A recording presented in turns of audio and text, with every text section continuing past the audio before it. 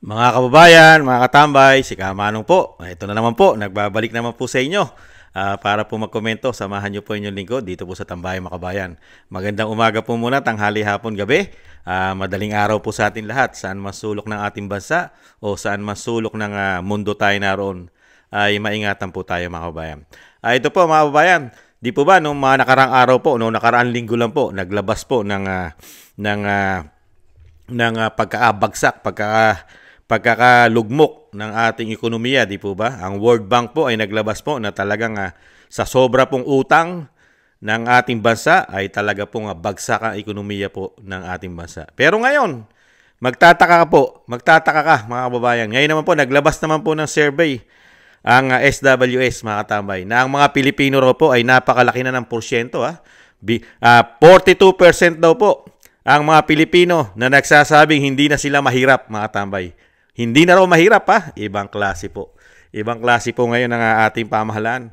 Mga kabayan, naglabas po ang World Bank na bangkarote at bagsak ang ekonomiya natin. Naglabas naman po ng survey na hindi naman naghihirap ang 42% ng mga Pilipino. Mga kababayan, ibang klase, no? Yung sweldo nga hindi maitaas. Yung 100 piso, hirap na hirap itaas. Yung 200 piso, lalo, hindi nila maitaas ang sweldo ng mga manggagawa. Pero ngayon pa sila magsasabi na hindi na naghihirap, mga kababayan, ang 42%. Ibang klase po ang pamahalaan natin. At ibang klase rin ang survey. Ang sinervey po yata ay puro mayayaman. Hindi kaya?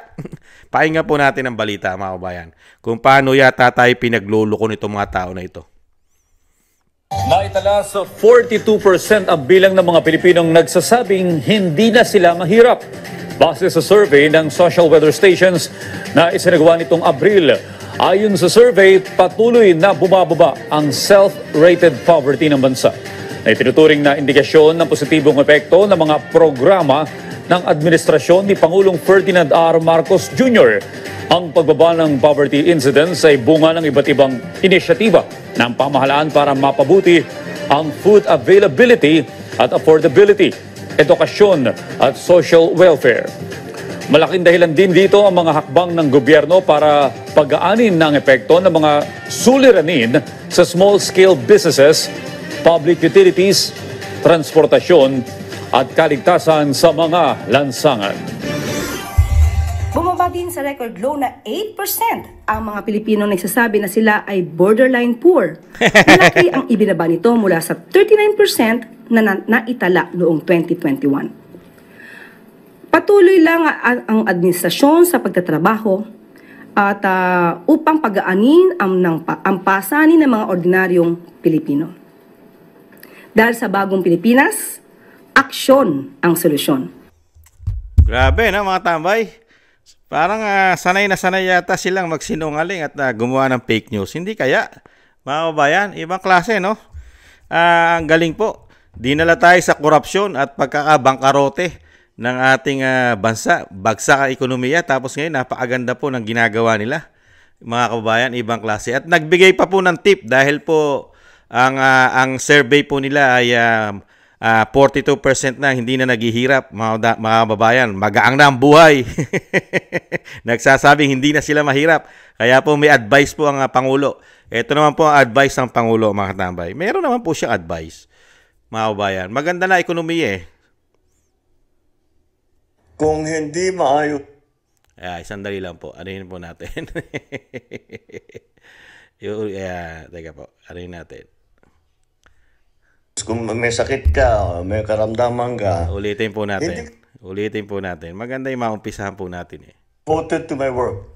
Kung hindi maayos, kung may sakit ka, may karamdaman ka, hindi ka makatrabaho ng mabuti, hindi ka makapag-isip ng mabuti. Kaya napakahalaga na at least you do everything para maging healthy ka. Kakain ka ng maganda, huwag ka mag-overweight, mag-exercise ka. Ganun lang naman. Pero you need a little discipline para kahit pagod ka na, mag-gym ka, kahit na gutom ka na, di mo kakainin yung bagnet, kakainin mo yung gulay, yung pakbet at saka yung dinding-ding. Pakbet. Pakbet. Pakbet. Yun, dinding-ding. Patikim na lang, kurot na lang ng bagnet natin. Oo, pero at least basta't don't no excess. Everything everything measured, nothing in excess. Kaya mga kabayan, ayan, in-advisean po tayo ng Pangulo, mga kabayan. Ayan, magda-diet daw po, mga kabayan. Huwag na tayo magkakain ng masasarap. Huwag tayo magkakain ng karne, gulay-gulay na lang daw po. At syempre po, mag-gym. Pupunta po tayo sa gym, mga tambay. Ibang klase po ang Pangulo. Ang tingin yata sa Pilipino ay talagang kaparehas po na sitwasyon niya, mga kabayan, na kayang mag-gym at kaya pong mag-diet, mga kabayan. Paano po magda-diet ang may hirap? Katulad po nating may hirap. Lagi po natin kinakain noodles. Sardinas. Sige nga, napaka-immune nga natin magkasakit saan, di ba? Sa kidney. Karamihan po sakit ng may hirap, katulad po natin ay kidney. Dahil po ang kaya lang natin na ipakain sa ating pamilya dahil nga tayo mahirap. Dahil sa napakamahal na bilihin at napakaliit ng sweldo natin. Di po ba? Noodles ang karamihang ulam natin. Noodles. Maalat. Di po ba? Tuyo. Sardinas. Di po ba? Itlog na maalat. Itlog. Di po ba? Pero pag nagsalita po ang Pangulo, ibang klase po, no? Pag nag-advise, palibasa po, hindi naman po siya pumupunta sa laylayan. Di po ba? Hindi naman siya nakatikim ng kahirapan. Di po ba? Kaya po laging lumalabas sa bunganga niya, mga kabayan, napakadali po ng buhay sa Pilipinas. Hindi po ba? Dahil nga po katulad po niya, Pangulo, kahit saan po siya pumunta, napakarami niya pong kayamanan. Sa Pilipinas, napakadami niya kayamanan. Pag lumabas pa siya ng bansa, isang damukal din po kayamanan nila. Di po ba? Kaya po, ano po ang isasabihin sa atin ng Pangulo? Una-una advice niya. Puro po para sa kanila advice na yon. Pampahaba ng buhay nila, mga kabayan. Kaya nga po, siguro, yung pulburon sa Coke, isa rin po yata pang-diet yon ng Pangulo. Hindi kaya? Yung pagsinghot at pagsinghot din po ng pulburon at ng Coke, kasama po yon sa diet ng Pangulo, mga kabayan. Para po tayong kinukutya, Kinukutya tayo ng Pangulo. Yung sobrang hirap na po ng dinadanas natin, magmula po nung pumasok sila, mga kabayan, dinala tayo sa isang damukal na presyong kay mamahal. Mga bayarin natin, ubod ng mahal ng ating mga kuryente, tubig. Di po ba? At pati po ang ating pangluto, yung ating mga gasol. Di po ba? Ubod ng mahal. Tapos dinala rin po tayo sa ubod ng mahal ng bilihin. Di po ba? Saan po ba tayo dinala? Sa ayuda. Puro ayuda na may korupsyon. Hindi po ba? At isang damukal na pamumulitika. Hindi pa rin natatapos hanggang ngayon. At isang damukal na korupsyong issue nila. Lalong-lalo po sa kanya. Sa Senado at sa Kongreso. Mga kababayan. Nakakahiya naman, Isa kang Pangulo. Tapos, napakahirap ng sitwasyon ng bansa. Napakarami naghihirap, nagugutom. Tapos papayuhan mo pa mag-diet. Samantala, kadalasang kinakain namin noodles. Lalong-lalo kung meron kaming maraming anak. Di ba? Kakarampot ang kinikita. Di po ba? Yan po, mga kabayan, ang advice ng Pangulo. Dito naman po tayo sa SWS, mga tambay. Grabe itong SWS, survey. Mga kabayan, ito po ba'y pangontra? Pangontra po ba nila ito sa bagsak na ekonomiya? At walang pumapasok na investor sa ating bansa. At yung napakaraming biyahe ng Pangulo ay puro pledge. Puro pangako, puro pledge. At wala tayo halos mga trabaho sa ating bansa. Hirap na hirap tayo makakuha ng trabaho. Dahil nga bagsak ang ekonomiya. Napakamahal ng bilihin. Hindi po ba? Tapos ngayon, dumami pa ngayon ng hindi naghihirap. Napakarami po yan. Yung 42%, ilang milyon yan. Napakarami po yan. Hindi po bababa sa 40 million yan. Dahil mahigit 100 milyon na po tayo. Hindi po ba? Nakita nyo po? Hindi po ba tayo ginagago nito mga ito? Hindi tayo binobobo at ginagawang tanga nitong survey na ito, mga kababayan? Para lang sabihin na yung pagpapatakbo nila ay napakaganda. Epektibo ang ginagawa nila. Saan po ba sila epektibo, mga kabayan? Di na lang nga tayo sa isang damukal na pagkakautang eh. Di ba? Epektibo po pala yon pagka marami kang utang. Marami kang utang, wala kang malalaking programa, pati ang ginto sa central bank, nadisgrasya pa. Di po ba? Pati ang budget po natin, nadidisgrasya rin. Nalalagyan po yung mga blanco na isang damukal na mga extraordinary nila. Hindi kaya?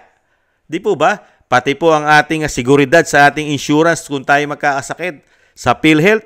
Hindi mo na nga nilagyan ng subsidy, kinuhanan mo pa ang napakalaking pera ng PhilHealth na contribute ng mga Pilipino na miyembro nito. Hindi po ba?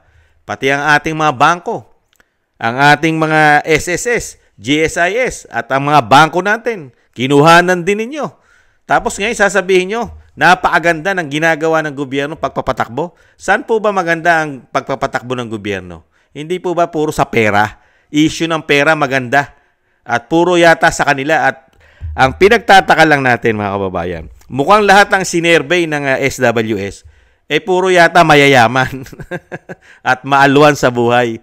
At baka ito nag-survey sa Malacanang. Hindi kaya ito nag-survey sa Senado. O hindi kaya ito nag-survey sa Kongreso. Doon yata nag-survey ito, mga kababayan. Dadalin mo kami sa survey na 42% ang hindi na naghihirap. Samantalang 3 taon ng programa mo, ayuda, dahil wala ka nga maibigay na malawakang na trabaho, naghihirap ang mga Pilipino, wala nga makain sa mahal ng bilihin, kaya nga puro ayuda ang programa mo, may corruption issue pa. Di po ba? Nakakaganda po pala ng buhay at maibsan ng kahirapan ng Pilipino pagka puro ayuda pala programa, mga kabayan. Ibang klase, no? Samantalang yung ayuda, pang 1 linggo lang yan, tapos na. Hindi po tatagal yan. Kakarampot na ayuda, magbabayad ka pa ng kuryente, tubig, at ang pinakamasakit pa, meron ka pang binabayarang renta ng bahay. Di po ba? May mga anak ka pang papakainin. Wala kang trabaho dahil binigyan ka ng ayuda. Pambihira. Tapos ngayon, hindi ka na mahirap. Pambihira. Oh. Bobo na lang at mga gagot, tanga na lang maniniwala rito sa mga ito. Lalo-lalo rito sa mga survey nila. Mga bobo, tangat, gago na lang maniniwala riyan. Hindi po ba? Lalo-lalo yung advice ng Pangulo. Yung advice ng Pangulo, advice po ng maraming pera yon, na wala ng problema sa buhay. Pa-diet-diet ka na lang. Pa-gym-gym ka na lang. At kailangan pahabain mo ang buhay mo dahil marami ka kayamanan. Isang damo ka lang pera mo. Kaya kailangan lahat ng kailangan mong gawin para ikaw hindi magkasakit, gagawin mo. Kaya nga paaganda ng advice ng Pangulo. Ang advice ng Pangulo, mga babayan, ay hindi po advice na pang mahirap. Dahil una-una, wala ngang pambili ng bigas yung mahihirap. Wala ngang pambili ng gulay. Dahil mahal, pati gulay mahal. Di po ba? Doon nga sa bigas, nagtsatsaga nga tayo, di po ba? Yung sinasabing 20 pesos, hindi naman po sa lahat ng merkado at pamilihan, wala naman po yan. Limitado lang yan. Kadiwa. Puro sa kadiwa. At yan po, limitado lang yan. Hindi po ba? Dahil yan po ay parte ng pamumulitika po yata yan. Hindi po ba? Tapos sasabihin mo maganda ekonomiya. Ang bihirang buhay yan. At hindi na naghihirap ang 42% ng Pilipino. Mga kababayan, ibang klase po ang pamahalaan natin. Sanay na sanay po mambudol yata. Binubudol mo mga Pilipino. Hirap na hirap ka na nga. Hirap na hirap ka na nga itaas ang sweldo dahil nga napakamahal ng mga bilihin. Napakamahal ng mga bayarin natin. Yung 100 piso, hindi nyo ma-aprobahan. Tapos nangako pa ang Kongreso ng 200 piso. Hindi nyo maipasa. Tapos ngayon, sasabihin nyo sa amin, maglalabas kayo ng survey. Pambihira kayo. Dapat, ang ilabas ng survey ng SWS, ilabas nila ang survey kung gaano na kayayaman ang mga politikong magnanakaw. Hindi kaya. Yan ang ilabas yung survey. Gaano karami ang pera na naidagdag sa yaman ng mga politikong korap. Hindi po ba pwede i-survey yan? Hindi po ba? Dapat maglabas din po ng survey ang SWS sa mga politiko, lalo-lalo sa mga congressman, mga senador. At syempre, i-survey din na kayamanan na naidagdag sa pamilya Marcos. Hindi po ba, mga kababayan? Yan ang dapat i-survey. Hindi po ba? At i-survey din, magpalabas din ng survey ang SWS kung naniniwala ba ang mga Pilipino na gumagamit ng pulburon at gumagamit ng coke ang Pangulong Marcos. Bakit hindi pagpalabas ng survey? Di po ba? Dahil napakatagal ng issue yan. Totoo ba na ang Pangulong Marcos ay sumisinghot ng pulburon at sumisinghot ng coke? Di po ba magpalabas kayo ng survey? Di po ba? Para po malaman ng Pilipino kung gaano karami ang naniniwala na sumisinghot ng pulburon at coke. Daanin sa survey. Hindi po ba? At magpalabas din ng survey ang mga kayamanan ng mga politiko. Dahil sa panahon po ng binagoong ang Pilipinas, wala na pong korupsyon ngayon. Wala na po. Unlimited na po. Bawal na po imbestigahan ang korupsyon po ngayon. Kaya dapat po mag-survey din. Mag-survey din kayo kung gaano karami ang naidagdag sa kayamanan nila. Hindi po ba, mga kabayan? Yan po, mga kabayan, ang kinumentohan po natin. Mga kabayan, yan, pinagluluko po yata tayo na SWS. Mga kabayan, hindi na raw naghihirap ang mga Pilipino, 42%.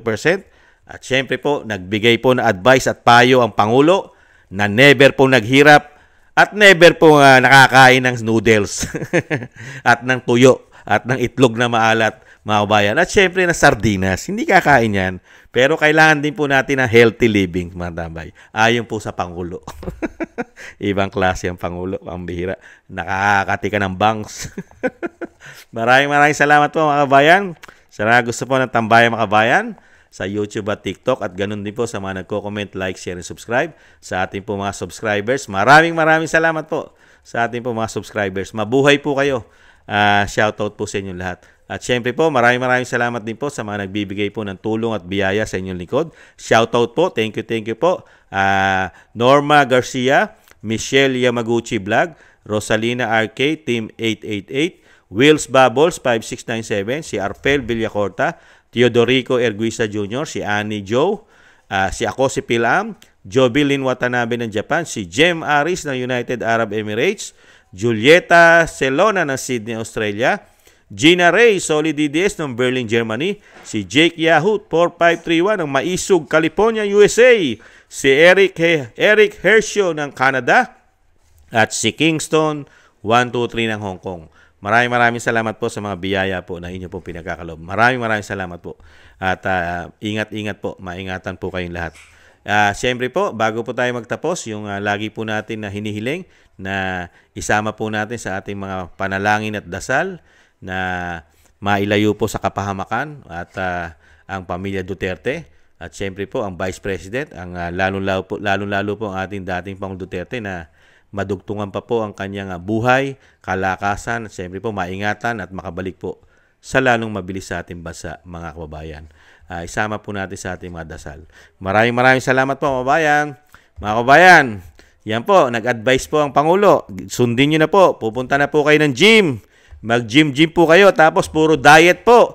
Kailangan po ang diet para daw po sa trabaho. Yan, mga kababayan, kabiling-bilin na yan. Paano ka magda-diet kung wala kang trabaho, mga kababayan? At wala ka rin pambili. At wala ka rin pambayad sa gym. Thank you po, mga kabayan. Sa muli. Paalam. Bye-bye.